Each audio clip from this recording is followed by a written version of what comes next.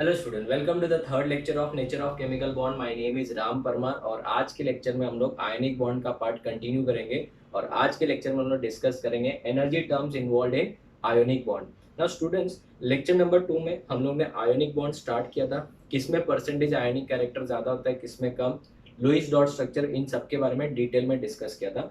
Lecture number 2 के end में मैंने आपको एक पीडीएफ दिया है, उसमें आप लोगों को कुछ क्वेश्चंस प्रोवाइड किए गए थे। आई होप आप लोगों ने सॉल्व किए होंगे। तो स्टूडेंट्स, सबसे पहले वो क्वेश्चन एक बार डिस्कस करते हैं, then we will start with the lecture. आप लोग भी पीडीएफ ओपन कर लीजिए, you can verify the answers. First question है it is NOCB lecture 2 class work. First question, ionic bond is form between two atoms of different nature. ठीक है ना, similar nature होगा तो कोवेलेंट बॉन्ड हो जाएगा, तो it has to be different nature, option B.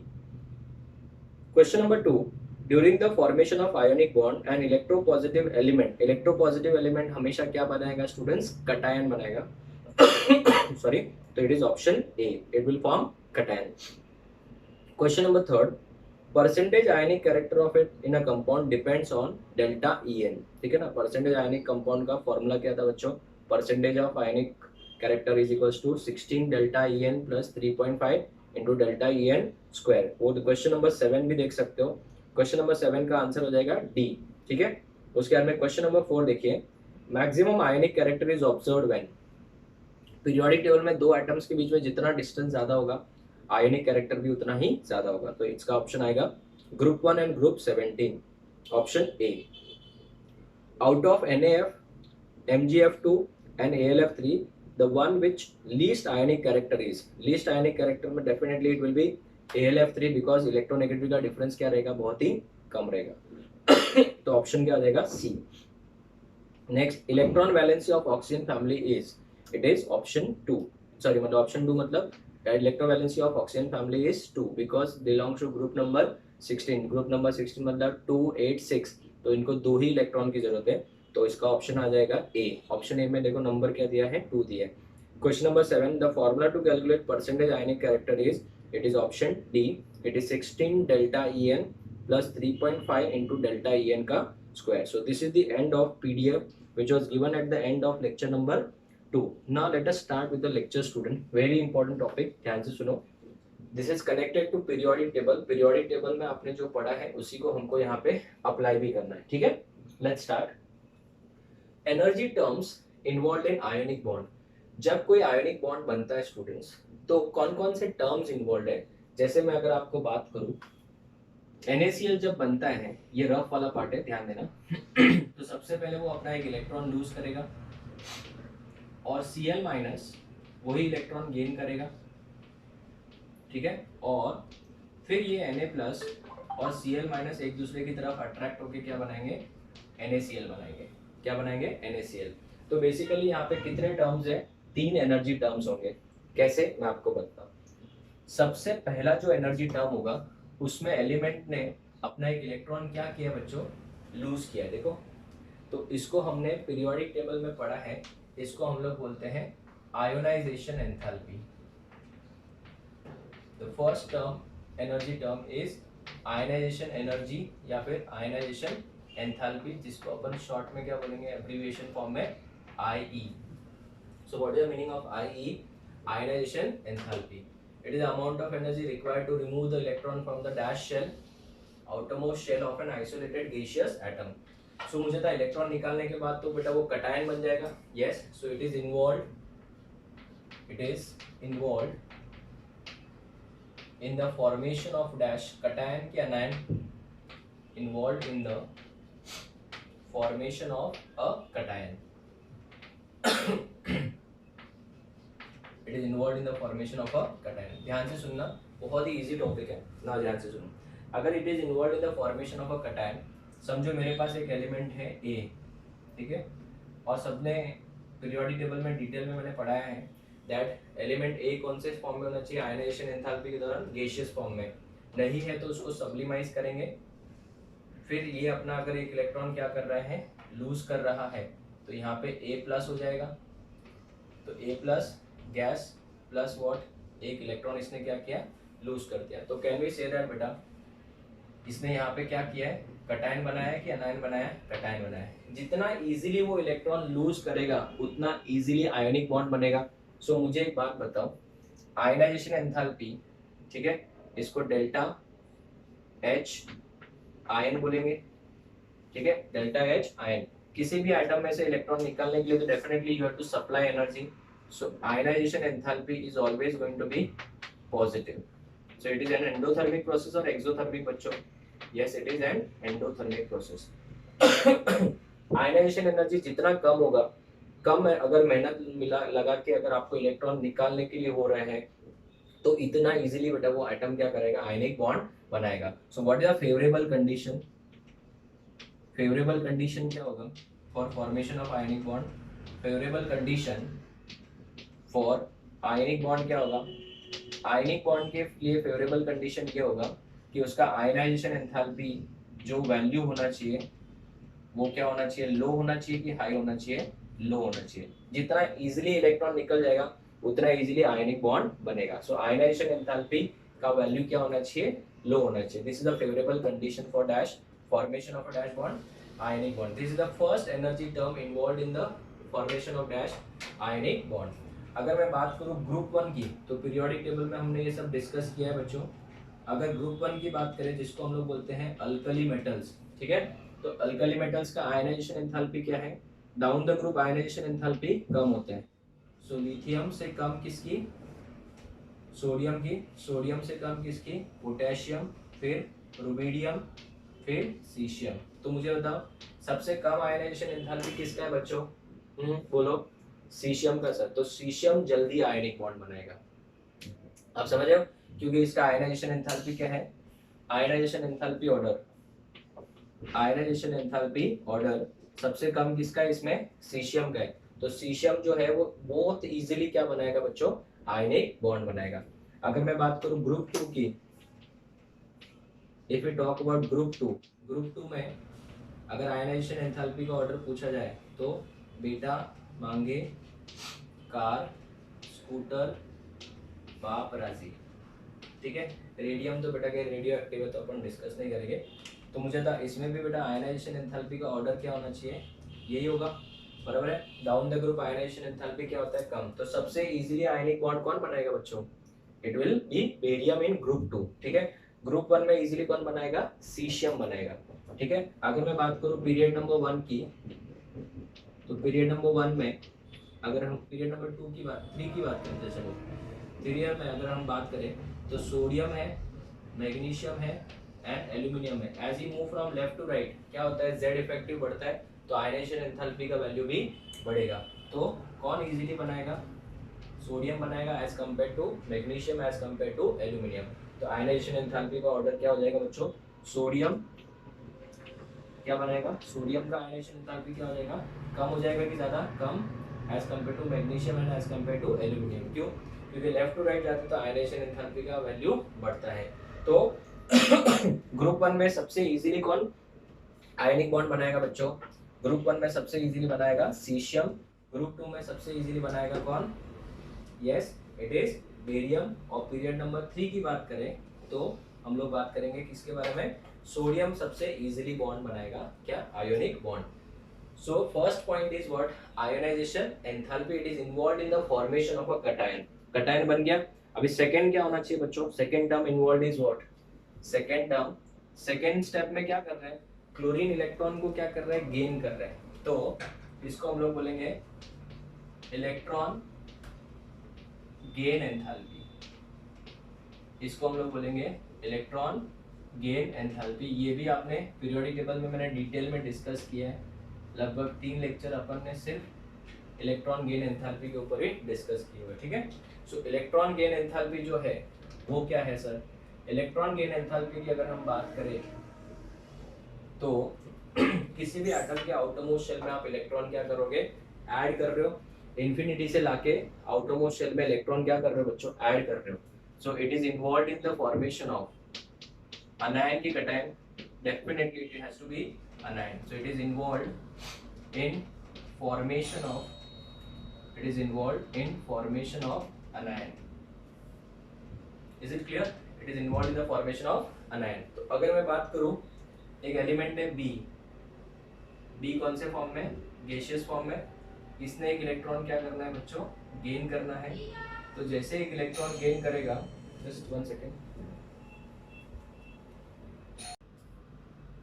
Okay students, sorry, boron, sorry boron नहीं, atom B, B ने एक इलेक्ट्रॉन गेन किया, तो यहाँ पे ये क्या बन जाएगा, बी माइनस। तो मुझे था ये कटायन बना था और ये क्या बन गया बच्चों, अनायन। अभी इसने इलेक्ट्रॉन को क्या किया है, गेन किया है। तो इसका जो इलेक्ट्रॉन गेन एंथैल्पी होगा, जिसको हम लोग डेल्टा EgH बोलेंगे, H मतलब एंथैल्पी होता है, हमने पढ़ा है, Eg मतलब इलेक्ट्रॉन गेन एंड चेंज है डेल्टा, ठीक है। जनरली बच्चों ये क्या होगा, नेगेटिव होना चाहिए। क्या होना चाहिए, नेगेटिव। जितना ज्यादा नेगेटिव होगा उतना उसने इलेक्ट्रॉन गेन करके स्टेबिलिटी अचीव की है। तो स्टूडेंट्स अगर हम बात करें पीरियोडिक टेबल में हमने पढ़ा है कि इसके लिए फेवरेबल कंडीशन क्या होगा, what is the favourable condition, जितना ज्यादा उसने इलेक्ट्रॉन गेन करने के बाद एनर्जी लूज किया रहेगा उतना ज्यादा वो क्या, अनायन क्या हो जाएगा, स्टेबल। सो फेवरेबल कंडीशन क्या होगा, favourable condition for dash bond, ionic bond. The favorable condition for ionic bond is that electron gain enthalpy क्या होना चाहिए, more negative होना चाहिए। So delta EgH should be more negative। जितना ज़्यादा negative होगा उतना ज़्यादा वो आयनिक कंपाउंड क्या हो जाएगा, स्टेबल हो जाएगा। सो फेवरेबल कंडीशन हो जाएगा बेटा, ज़्यादा नेगेटिव होना चाहिए क्या, इलेक्ट्रॉन गेन एंथैल्पी। अगर हम बात करें electron gain enthalpy group number 17 के बारे में, G17, ठीक है। तो ग्रुप नंबर 17 मतलब हैलोजेंस। हैलोजेंस का जो इलेक्ट्रॉन गेन एंथैल्पी है, fluorine should be greater than chlorine, but मैंने लेक्चर में सिखाया है कि उसका साइज छोटा होता है, इस वजह से क्लोरीन ज़्यादा होगा as compare to fluorine and then bromine and iodine. तो इलेक्ट्रॉन गेन एंथैल्पी किसका ज़्यादा होना चाहिए, फ्लोरीन का होना चाहिए, बट होता नहीं है क्लोरीन का, बिकॉज क्लोरीन का एटॉमिक साइज ज़्यादा बड़ा है, तो उसमें इलेक्ट्रॉन ऐड करोगे तो इलेक्ट्रॉन इलेक्ट्रॉन रिपल्शन क्या हो जाएगा, कम हो जाएगा। ये मैंने आपको पीरियोडिक टेबल में सिखाया है। अगर हम बात करें ग्रुप नंबर 16 की, that is also known as dash family, oxygen family. Oxygen family की बात करें तो sulphur greater than selenium, greater than tellurium, greater than oxygen होता है। ऑक्सीजन सबसे ज़्यादा होना चाहिए बट होता नहीं है, ये भी हमारे लिए बहुत ज़्यादा इंपॉर्टेंट है, राइट। अगर मैं बात करूँ पीरियड 2 की, पीरियड नंबर 2 की, तो फ्लोरीन है, ऑक्सीजन है और नाइट्रोजन है, करेक्ट, फ्लोरीन, ऑक्सीजन और नाइट्रोजन। तो स्टूडेंट्स किसका इलेक्ट्रॉन गेन एंथैल्पी ज़्यादा है, फ्लोरीन का, फिर ऑक्सीजन का और फिर नाइट्रोजन का सबसे कम। क्यों, क्योंकि नाइट्रोजन बच्चों सबको पता है इट इज हाफ फिल्ड, और हाफ फिल्ड होने की वजह से इसका इलेक्ट्रॉन गेन एंथैल्पी क्या है, नेगेटिव है कि पॉजिटिव है इसका वैल्यू पॉजिटिव है, नेगेटिव नहीं, इसका वैल्यू पॉजिटिव है। तो students what is the favourable condition, electron gain enthalpy का वैल्यू क्या होना चाहिए, मोर नेगेटिव, आयनाइजेशन एंथैल्पी क्या होना चाहिए, कम होना चाहिए। तो कहने से कितने हमने एनर्जी टर्म डिस्कस किए, आयनाइजेशन एंथैल्पी डिस्कस किया, इलेक्ट्रॉन गेन एंथैल्पी। अभी ये कटायन और ये अनायन दोनों एक दूसरे के साथ मिलके क्या बनाएंगे स्टूडेंट्स, लैटिस बनाएंगे। लैटिस का मतलब नहीं समझा सर, वो मैं आपको समझाता हूँ। That is the third energy term, ध्यान देना बहुत इंपॉर्टेंट है, third lattice energy, this is the third energy term. अब ये लैटिस एनर्जी क्या होता है सर, वो हम लोग डिस्कस करेंगे। इसको लैटिस एनर्जी या फिर लैटिस एंथैल्पी भी बोल सकते हैं, ठीक है सर। वो क्या होता है वो अभी हम डिस्कस करते हैं। जब कटायन स्टूडेंट्स एक दूसरे के करीब आएंगे, एक कटायंस और अनायन एक दूसरे के क्या आएंगे, करीब आएंगे, तो डेफिनेटली बेटा एक क्रिस्टल बनना चालू हो जाएगा, आयनिक कंपाउंड बनेगा। तो स्टूडेंट्स लैटिस एंथैल्पी दो टाइप की होती है, एक होता है लैटिस फॉर्मेशन एंथैल्पी,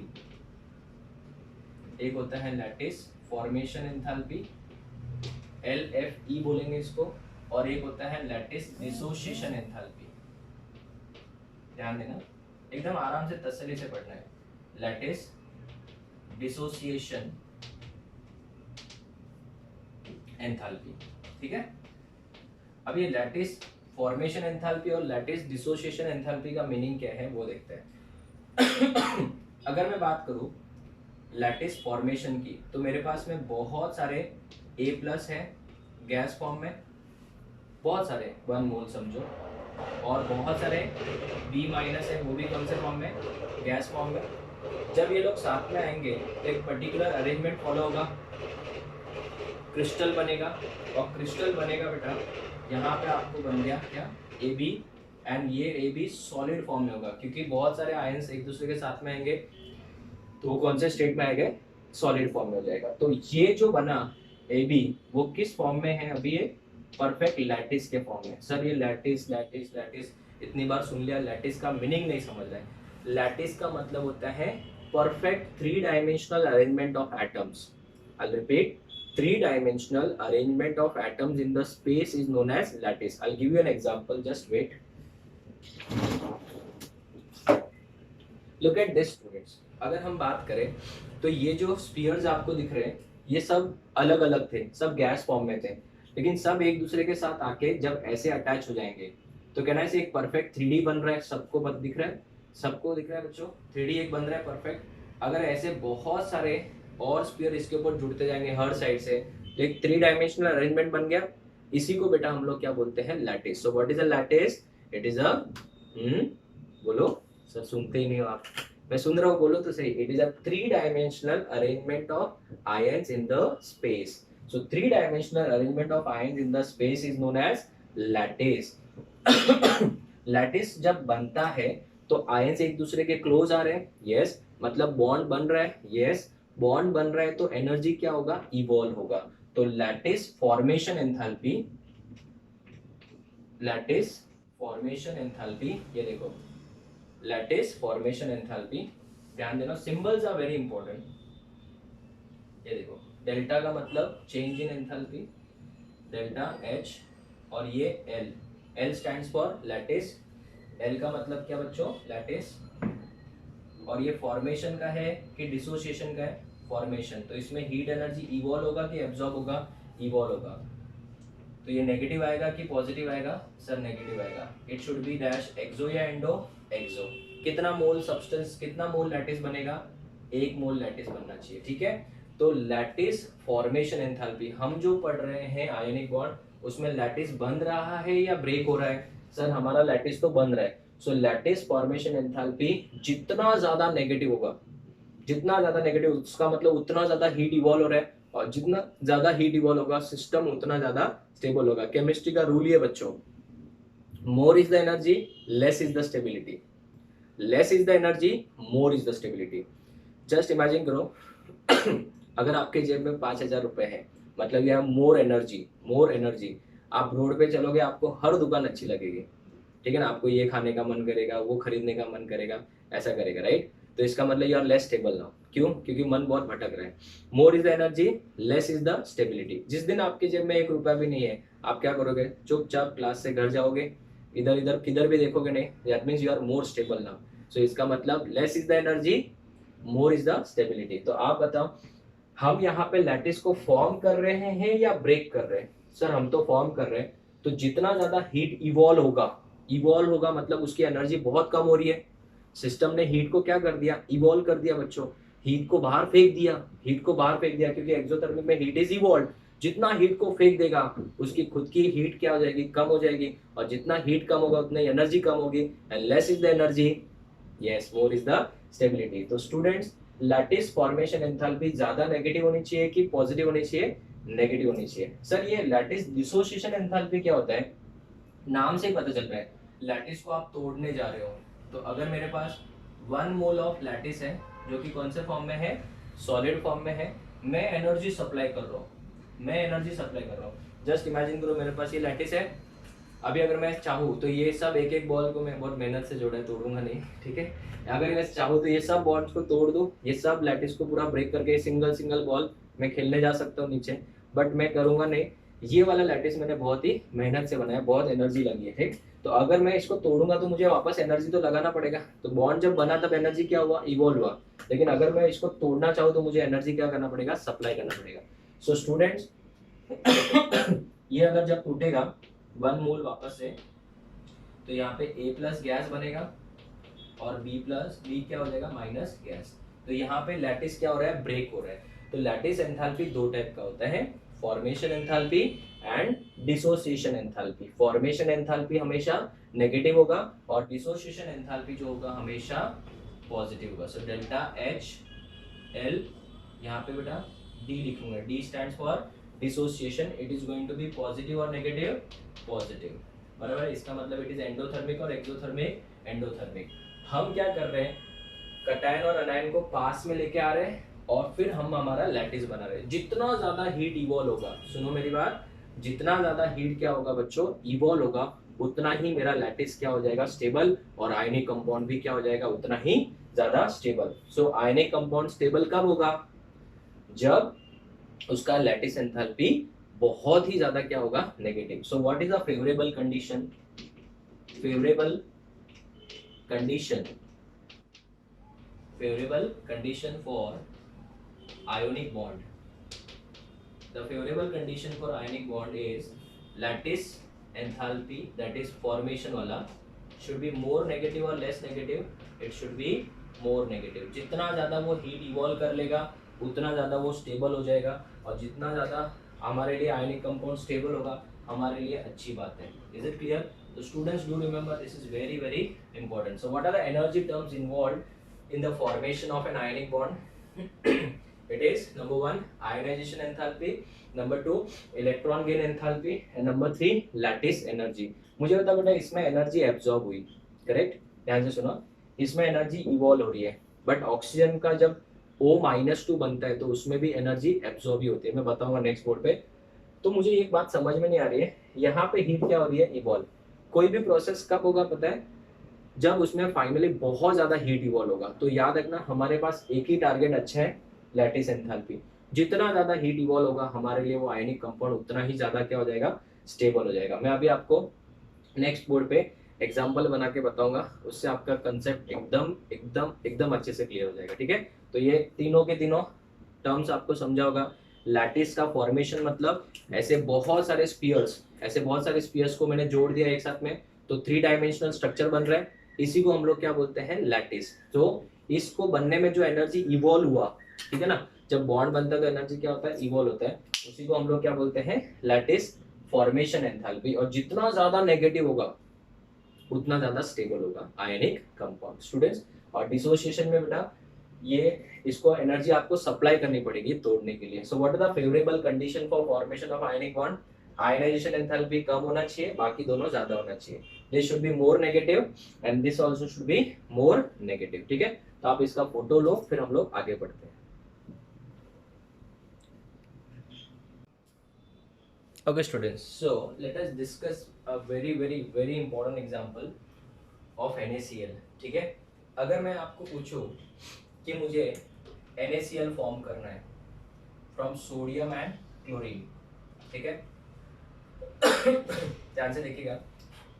अगर मैं 1 मोल ऑफ NaCl का लैटिस बनाना चाहता हूँ, 1 मोल ऑफ NaCl का एक लैटिस बनाना चाहता हूँ, ठीक है, मतलब सॉलिड फॉर्म है ऑब्वियसली।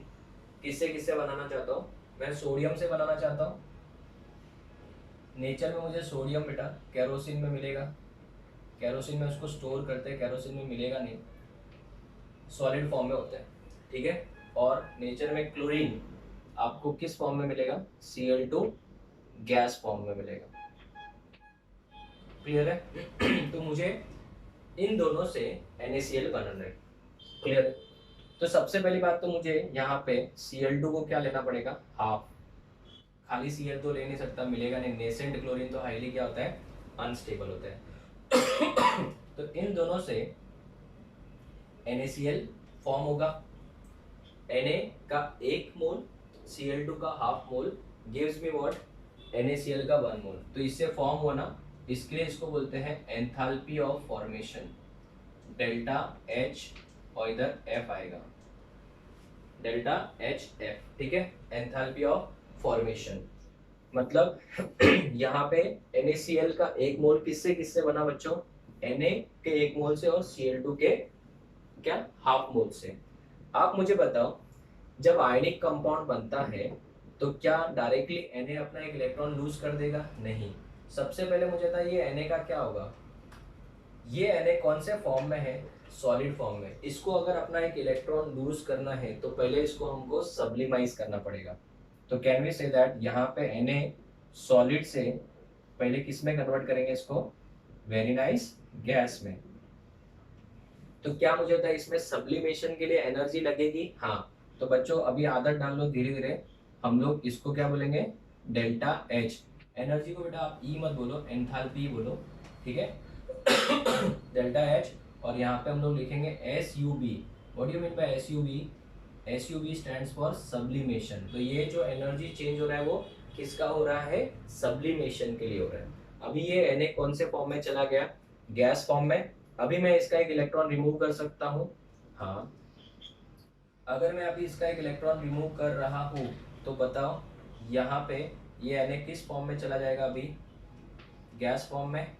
गैस फॉर्म में तो था ही, Na प्लस हो जाएगा बाय लॉस ऑफ 1 इलेक्ट्रॉन। तो इसको हम लोग बोलते हैं, इसमें से अपने एक इलेक्ट्रॉन निकाला है बच्चों, तो इसको क्या बोलेंगे, आयोनाइजेशन एंथैल्पी। जितना आयोनाइजेशन एंथैल्पी कम होगा उतना इजीली आयनिक बॉन्ड बनेगा। तो अभी ये कटायन तो रेडी हो गया लैटिस बनाने के लिए। अनायन की अगर हम बात करें तो Cl2 नहीं चाहिए हमको, Cl चाहिए था। कौन इलेक्ट्रॉन गेन कर सकता है बच्चों, Cl gas will take how many electrons, 1 electron, correct? Cl gas will take how many electron, 1 electron, and will get converted into Cl minus gas, है ना बच्चों। तो कैन वी से दैट, इसको तो हम लोगों ने कुछ नाम दिया था, इसका क्या नाम दिया था हमने, इसको तो हमने नाम दिया था इलेक्ट्रॉन गेन एंथैल्पी। क्या नाम दिया था, इलेक्ट्रॉन गेन एंथैल्पी। और आपको नहीं लगता यहाँ पे Cl2 का मैंने Cl में कन्वर्ट किया है। बेसिकली Cl2 होता क्या है, Cl बॉन्ड Cl होता है।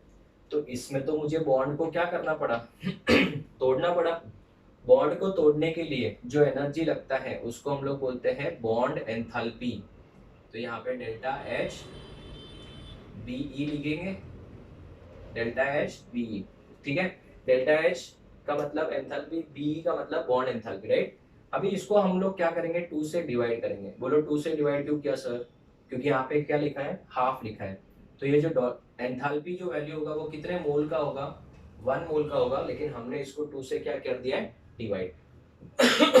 अभी मुझे बताओ, मेरे पास 1 मोल ऑफ कटायन है and I have 1 mole of अनायन।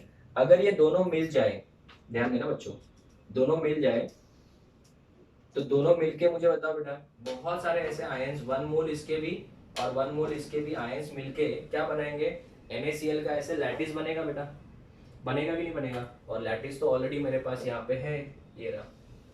तो ये हो जाएगा आपका कौन सा एंथैल्पी, लैटिस एंथैल्पी। तो कैन वी से दैट यहाँ पे मिल गया मुझे कौन सा एंथैल्पी बच्चों, लैटिस एंथैल्पी, ठीक है। तो आप बताओ ये बहुत ज्यादा स्टेप्स में हो रहा है कि एक ही स्टेप में हो गया, सर ये तो बहुत ज्यादा स्टेप्स लगा रहा है। आप बताओ Na सॉलिड और हाफ Cl2 क्या डायरेक्ट मिलके NaCl बना देते हैं, नहीं। पहले हमको क्या करना होता है, Na सॉलिड को मेरे साथ रिवाइज करिए, Na गैस में कन्वर्ट करेंगे। Na गैस एक इलेक्ट्रॉन लूज करेगा, उसको आयनाइजेशन एंथैल्पी बोलेंगे, इसको सब्लिमेशन बोलेंगे, क्योंकि सॉलिड से डायरेक्टली हम किस में गए, गैस में। Cl2 के बीच में क्लोरीन क्लोरीन का बॉन्ड है, उसको तोड़ा तो बॉन्ड एंथैल्पी डिवाइड बाय 2, क्यों, क्योंकि इधर हाफ आया। उसने इलेक्ट्रॉन गेन किया, तो फर्स्ट इलेक्ट्रॉन, एक ही इलेक्ट्रॉन गेन किया तो delta EgH1 electron gain enthalpy 1, और फिर ये दोनों ने मिलके ये क्या बनाया, लैटिस बनाया। तो इसको हम लोग क्या बोलेंगे, enthalpy of lattice. Is it formation और dissociation, formation, is it clear. तो ना यू टेल मी बच्चों, आपको नहीं लगता ये पूरा का पूरा एक क्या बन गया, साइकिल बन गया कि नहीं बन गया। तो इस वजह से बेटा याद रखना, इसको एक साइंटिस्ट ने डिस्कवर किया था जिसका नाम था बॉन Haber.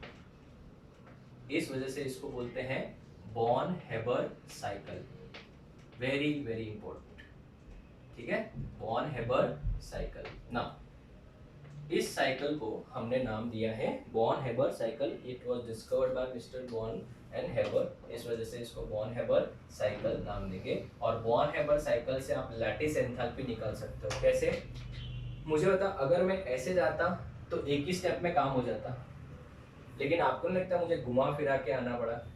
Energy can neither be created nor be destroyed. इसका मतलब जितना ही इसका वैल्यू होगा, इसका उतना ही वैल्यू इन सब का टोटल होगा। क्यों?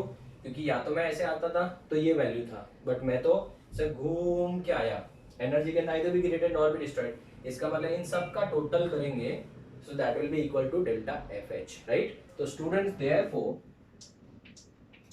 From Born-Haber cycle, that is BHC, Born-Haber cycle, delta FH is equal to, बोलो क्या क्या आएगा, enthalpy of sublimation plus ionisation enthalpy 1, first electron निकाला तो 1 ये दोनों हो गया। फिर ये आएगा प्लस क्या बच्चों, half into delta H B plus electron gain आएगा इसके बाद E G H, delta E G H 1 chlorine का, प्लस लास्ट में एंथैल्पी ऑफ लैटिस फॉर्मेशन। एकदम सिंपल। सो ये वाला फॉर्मूला है बॉर्न-हेबर साइकिल से। अगर इनमें सब वैल्यूज दिए हुए हैं तो आप किसी का भी वैल्यू निकाल सकते हो, और अगर इसमें डेल्टा एफ एच दिया है और सब वैल्यूज दिए हैं तो we can calculate lattice enthalpy also. So therefore by knowing all other values we can calculate what students, we can calculate enthalpy of lattice formation। अगर हमको फॉर्मेशन वाला कंपाउंड का दिया हुआ है और सब वैल्यूज दिए हुए हैं पीरियोडिक टेबल से, तो हम लोग लैटिस एंथैल्पी आराम से निकाल सकते हो। This cycle is very very important. ना ध्यान से सुनो, नोट, अगर किसी कंपाउंड का एंथैल्पी ऑफ फॉर्मेशन नेगेटिव आ रहा है, क्या है बच्चों, वेरी वेरी इंपॉर्टेंट ना, अगर किसी कंपाउंड का एंथैल्पी ऑफ फॉर्मेशन नेगेटिव आ रहा है मतलब उसने हीट को क्या किया, इवॉल्व किया, हीट इज इवॉल्व। अगर उसने हीट को इवॉल्व किया इसका मतलब क्या, अभी उसके पास एनर्जी क्या है, कम, सो रीचेस टू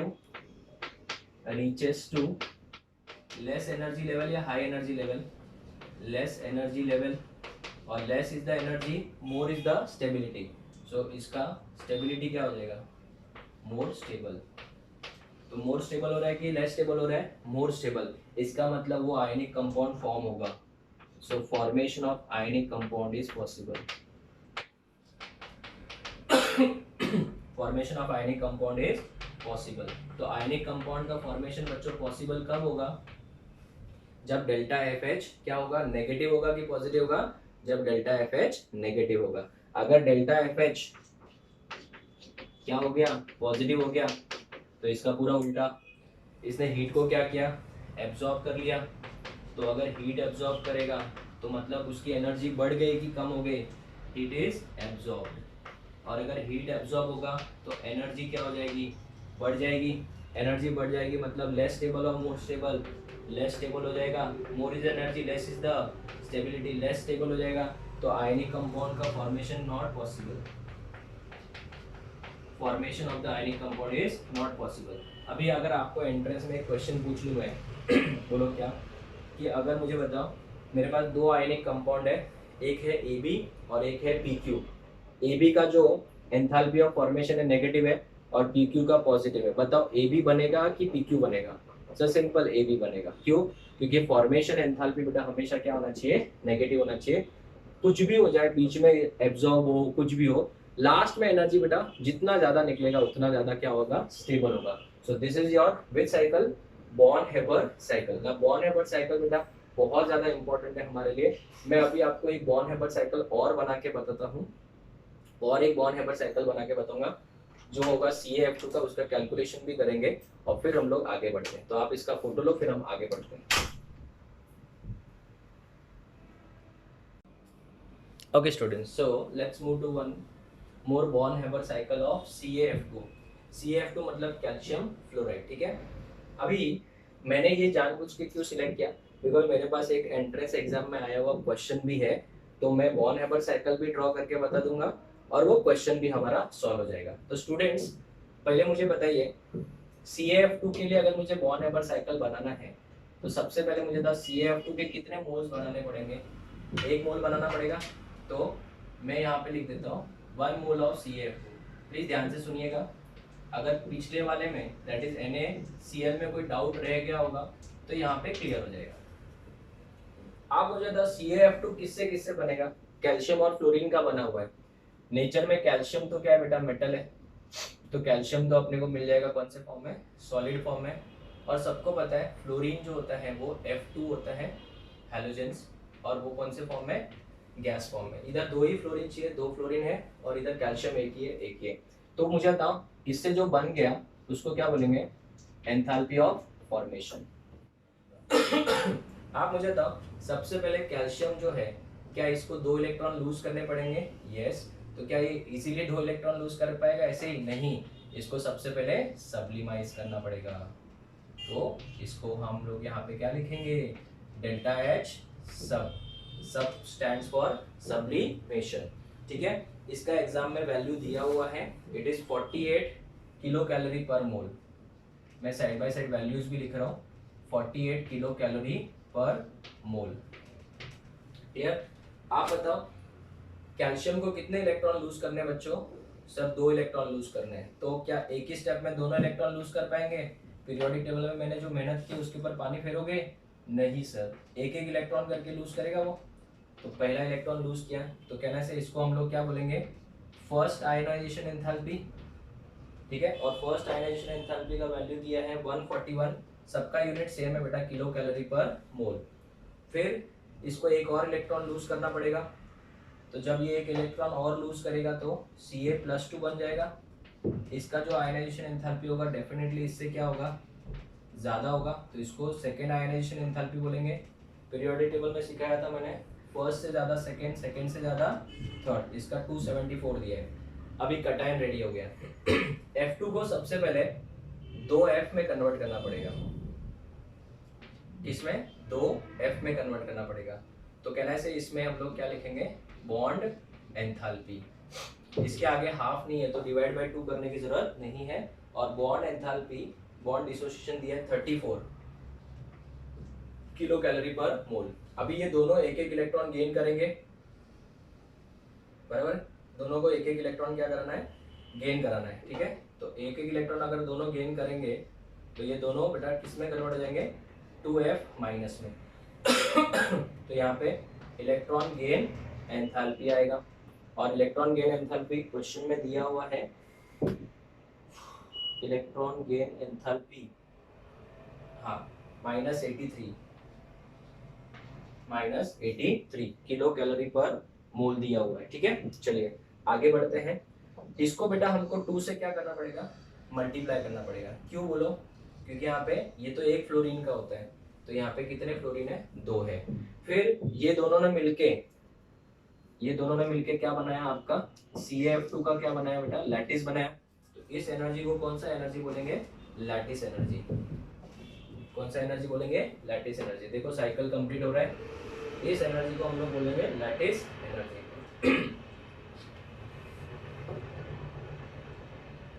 आप लोग सोचते रहोगे सर कितना मेहनत करके सब बना रहे हैं, तो ये मैं क्यों करता हूँ, ताकि आप लोग को देख के, ये सब चीज़ों को देख के आप लोग भी मोटिवेट हो और आप भी ऐसे ही नोट्स बनाओ, ठीक है। डेल्टा H यहाँ पे L, और ये क्या हो जाएगा, फॉर्मेशन, और इसका वैल्यू पूछा हुआ है सर, तो फिर उसका वैल्यू दिया होना चाहिए। यस बच्चों, उसका वैल्यू दिया हुआ है, और उसका वैल्यू दिया है -296, -296 इसका वैल्यू हमको दिया हुआ है। तो अभी हम लोग आराम से सॉल्व कर सकते हैं। कैसे करेंगे बताओ, इसका value delta HM is equal to, बोलो बच्चों, वहां से शुरू करते हैं। It should be equal to enthalpy of sublimation plus IE1 plus IE2 plus IE1 हो गया, IE2 हो गया। अभी यहाँ से शुरू करो, डेल्टा HBE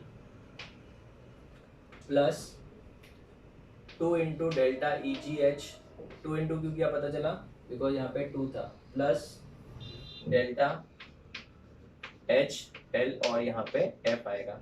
सबका वैल्यू दिया हुआ, इसका -296 दिया है, so it is -296 is equals to what is the enthalpy of sublimation 48 दिया हुआ है, plus what is first ionisation enthalpy 141 plus इसका सेकेंड का 274, केमिस्ट्री इज सो सिंपल 34, इसका बच्चों माइनस हो जाएगा, क्या हो गया, इसको माइनस करो कितना होगा 166 हो जाएगा, 6 और ये 16, 166 माइनस में प्लस ये तो हमको निकालना ही है, क्लियर है। तो can we say that delta इधर से -296 है बच्चों, इन सबको आपको क्या करना पड़ेगा, ऐड करना पड़ेगा, उसमें से 166 माइनस करना पड़ेगा, तो 141 प्लस 48 274, ठीक है, 34 ऐड करो, 4 प्लस 4 8, 8 प्लस 8 16 प्लस 1 17 कैरी 1, आगे 4 plus 4 8, 8 plus 7 15 plus 3 18 plus 1 19 carry 1, तो ये हो जाएगा 497, 497 में से 166 गया, तो बच्चों कितना आएगा, इसका आंसर आएगा 1, इसका 3 और इसका भी 3, सो ये हो जाएगा प्लस 331 प्लस डेल्टा HLF, है ना बच्चों। तो देयरफॉर ये भाई साहब इधर आएंगे तो माइनस हो जाएगा, delta HLF is equals to -296 -331, तो इसमें 296 ऐड करोगे तो कितना हो जाएगा, ये हो जाएगा 7, this will be 12 carry 1 627, so answer आ जाएगा 627 क्या किलो कैलोरी पर मोल।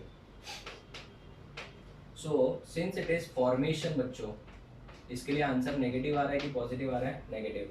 अभी मैं आपसे एक सवाल पूछता हूँ कि इसका जो एंथैल्पी ऑफ लैटिस है, ठीक है, वो नेगेटिव है कि पॉजिटिव है, नेगेटिव है नेगेटिव है, ठीक है, और एंथैल्पी ऑफ फॉर्मेशन क्या है, नेगेटिव है। Since the enthalpy of formation is negative, so formation of CaF2 is possible or not possible, is possible, और क्यों, क्योंकि एंथैल्पी ऑफ फॉर्मेशन क्या है, नेगेटिव है, और लैटिस एंथैल्पी जितना ज़्यादा नेगेटिव होगा उतना कंपाउंड क्या होगा, थर्मली स्टेबल होगा। सो नोट पॉइंट एक और देता हूँ आपको, एंथैल्पी ऑफ फॉर्मेशन का तो दिया ही है, अभी एक और नोट पॉइंट देता हूँ, थर्मल स्टेबिलिटी का, थर्मल स्टेबिलिटी का। कंपाउंड बेटा स्टेबल कब होगा, कंपाउंड स्टेबल कब होगा पता है, जब उसका डेल्टा FH ज़्यादा नेगेटिव हो, ठीक है, और डेल्टा HLF, F मतलब फॉर्मेशन भी क्या हो, नेगेटिव हो। दोनों जितना ज़्यादा नेगेटिव होगा उतना ज़्यादा थर्मल स्टेबिलिटी बढ़ेगा। तो thermal stability increases if this is and this two both are what, negative. Formation के लिए आपको सिर्फ क्या देखना है बच्चों, बोलो वापस से, फॉर्मेशन के लिए आपको सिर्फ और सिर्फ क्या देखना है, फॉर्मेशन के लिए सॉरी कंपाउंड फॉर्म होगा, आयनिक कंपाउंड फॉर्म होगा कि नहीं होगा, उसके लिए सिर्फ डेल्टा HF देखना है। बट अगर थर्मल स्टेबिलिटी चेक करना है तो ये दोनों चेक करना पड़ेगा, ठीक है जितना ज़्यादा ये नेगेटिव उतना ज़्यादा ये नेगेटिव, जितना ज़्यादा दोनों नेगेटिव होगा उतना ज़्यादा कंपाउंड थर्मली क्या होगा, स्टेबल होगा स्टूडेंट्स, ठीक है। तो अगर मैं आपको क्वेश्चन में पूछूं कि बताओ AB एक कंपाउंड जो मैंने पहले वाले भी पूछा था कि AB का अगर डेल्टा FH नेगेटिव है और PQ का डेल्टा FH पॉजिटिव है, तो बताओ कौन सा कंपाउंड फॉर्म होगा, कौन सा नहीं होगा। जिसका पॉजिटिव है उसका मतलब उसने हीट को क्या किया, एब्जॉर्ब, हीट को एब्जॉर्ब किया तो उसकी एनर्जी बढ़ जाएगी, एनर्जी बढ़ गई तो more is energy less is the stability, मतलब वो कंपाउंड बनेगा नहीं। तो स्टूडेंट्स आज के लेक्चर में मैंने बहुत ही अच्छे से बॉर्न हेबर साइकिल सिखा दिया, आयनिक कंपाउंड्स को बनने के लिए कौन कौन से एनर्जी टर्म्स इन्वॉल्व होते हैं वो मैंने डिटेल में डिस्कस किया, एक एक चीज़ को हमने अच्छे से कवर किया है। तो स्टूडेंट्स याद रखना, अगर आपको कभी पूछ ले कि what are the applications of Born Haber cycle, Born Haber cycle के एप्लीकेशंस क्या हैं, तो वो भी मैं आपको बता देता हूँ। सबसे पहले अगर हम पूछे, मेरे पास जगह नहीं है, आप लोग अच्छे से लिखना, applications of Born Haber cycle, तो मैंने एक्चुअल में तो सब सिखा दिया है। बॉर्न हेबर साइकिल से आप कोई भी एनर्जी टर्म निकाल सकते हो, energy term can be calculated, energy term कोई भी एनर्जी टर्म आप निकाल सकते हो, ठीक है ना। आप अगर आपको इसमें से कोई भी आप एनर्जी टर्म निकाल सकते हो अगर बाकी के सब आपको पता है तो। दूसरा प्रिडिक्शन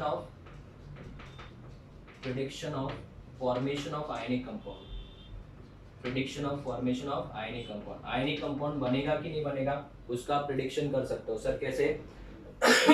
अगर उसका एंथैल्पी ऑफ फॉर्मेशन नेगेटिव है तो आयनिक कंपाउंड बनेगा, और अगर उसका एंथैल्पी ऑफ फॉर्मेशन नेगेटिव नहीं है या पॉजिटिव है तो वो आयनिक कंपाउंड बनेगा कि नहीं बनेगा? नहीं बनेगा स्टूडेंट्स, ठीक है। So this is very very important. चलो नेक्स्ट, और क्या sir? Thermal stability of ionic compound, thermal stability of ionic compound. Ionic compound की थर्मल स्टेबिलिटी ज्यादा होगी या कम होगी वो भी इससे हम लोग डिसाइड कर सकते हैं। तो students this is the end of lecture number 3। मैंने बहुत मेहनत से बॉर्न हेबर साइकिल आपके दिमाग में अच्छे से फिट कर लिया। बॉर्न हेबर साइकिल की मदद से आप लैटिस एनर्जी निकाल सकते हो। Definitely it is a indirect method, direct method नहीं है क्योंकि इसमें डायरेक्टली लैटिस एंथैल्पी का फॉर्मूला नहीं है। It is an indirect method. इससे आप क्या निकाल सकते हो? लैटिस एंथैल्पी निकाल सकते हो। लैटिस एंथैल्पी दो टाइप का होता है, फॉर्मेशन और डिसोसिएशन। कुछ नहीं बोला है तो हम लोग फॉर्मेशन ही मान के चलेंगे, ठीक है। तो स्टूडेंट्स ये हो गया Born Haber cycle. This is lecture number 3। Next lecture में लैटिस एंथैल्पी को मैं कंटिन्यू करूंगा और नेक्स्ट टॉपिक होगा फैक्टर्स अफेक्टिंग लैटिस एंथैल्पी। तो स्टूडेंट्स हम लोगों ने बॉर्न हेबर साइकिल पढ़ लिया, एप्लीकेशंस पढ़ लिया उसका, और नेक्स्ट लेक्चर में हम लोग स्टार्ट करेंगे क्या? Factors affecting lattice enthalpy. It is going to be very very important, ठीक है। Will meet in the next lecture. इस लेक्चर के एंड में भी एक पीडीएफ दिया है, बहुत ही कम क्वेश्चंस होंगे बट आप उनको जरूर सॉल्व करिएगा। Will meet in the next lecture. Till then thank you students.